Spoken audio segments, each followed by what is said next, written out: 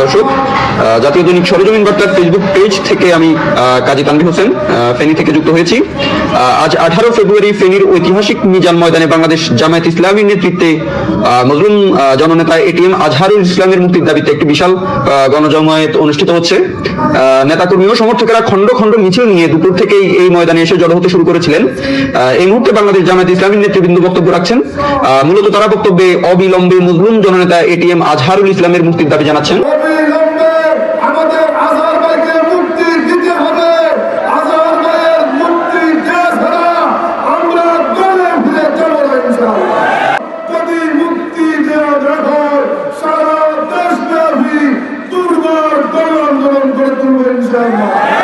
জামাত ইসলামীর নিবন্ধন অবিলম্বে ফেরত দিতে হবে।